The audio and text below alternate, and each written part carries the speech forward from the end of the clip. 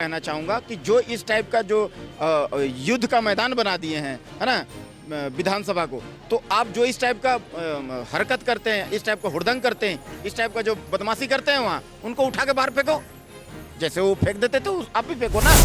कि भ्रष्टाचार घोटाले की जो तार जहाँ से जिससे जुड़ा हुआ, जितना बड़ा पोस्ट पर बैठा रहे, होता पर कोई भी हो XYZ, तो उसको जो है ना जांच होगी। जांच होने के बाद में अगर दोषी पाया गया तो उसको जो है सही जगह पहुंचाने का काम मोदी की सरकार करेगी। दिल्ली एक नरक के रूप में मिला है भारतीय जनता पार्टी को, नरक के रूप में मिला है। पूरा दिल्ली छोटा मोटा जगह नहीं है, बहुत बड़ा है दिल्ली, है ना। तो वो दिल्ली में जो है ना नरक के रूप में मिला है, तो नरक को स्वर्ग बनाने में समय लगेगा। 10 मार्च से जो है संसद का सत्र चालू होने वाला है और उसमें इस बार वक्फ बोर्ड जो नियम था उस पर जो है सहमति लग जाएगी। कैबिनेट ने मंजूरी दे दी और उसका पूरा ड्राफ्ट जो है वो सदन में रखा जाएगा। इस पर हम बात करना चाहेंगे। सर, क्या नाम है आपका? इंद्रदेव। इंद्रदेव जी, आपने अभी थोड़ी देर पहले एक बड़ी खबर आई है कि संसद की जो कमेटी है उन्होंने वक्फ बोर्ड अधिनियम पर मंजूरी दे दी है। अब वक्फ बोर्ड पर जो है यह माना जा रहा है कि अब मोहर लग जाएगी और वक्फ बोर्ड की जो ज़मीनें होती थी अब वो निष्कासित करके सरकारी हक में आ जाएगी पूरी तरीके से। इस बात के से आप कितना सहमत हैं?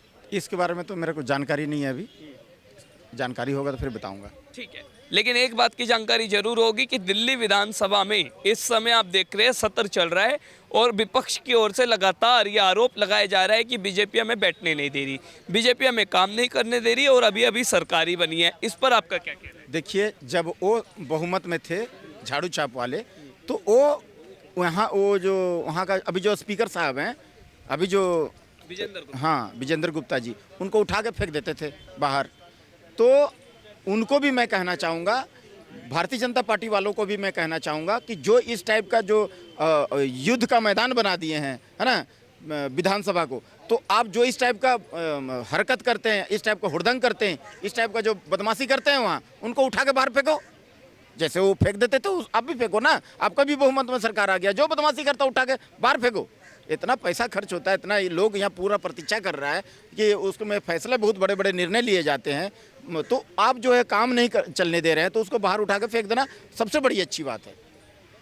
एक बड़ी खबर ये आ रही है कि 2002 करोड़ रुपए का शराब आबकारी घोटाला आम आदमी पार्टी ने किया था और विजेंद्र गुप्ता ने उसे विधानसभा की कमेटी के पास भेज दिया। तो लगता है अब इस पर कुछ एक्शन होगा?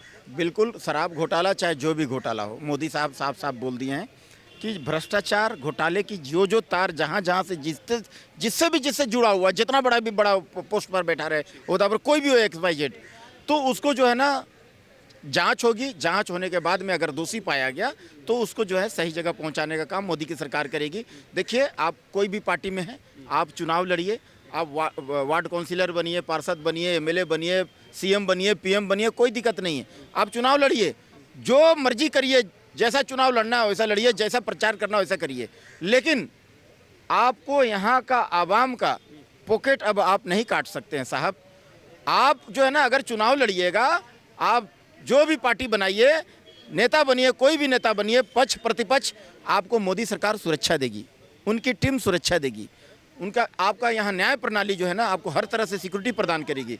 अगर आप यहाँ का आवाम का पॉकेट काट करके और चोरी करने का काम करिएगा तो भाई मोदी सरकार आपको नहीं छोड़ेगा। तो साफ बोल दिए हैं कि भाई तुम चोरी डकैती करके पॉकेट में रखे हो, कागज़ का टुकड़ा से ज़्यादा कुछ मत समझो।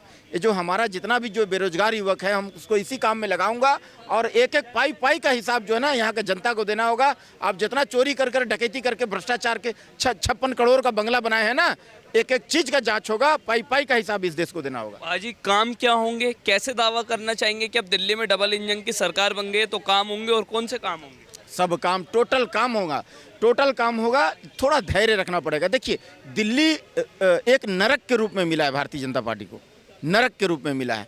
पूरा दिल्ली छोटा मोटा जगह नहीं है, बहुत बड़ा है दिल्ली, है ना।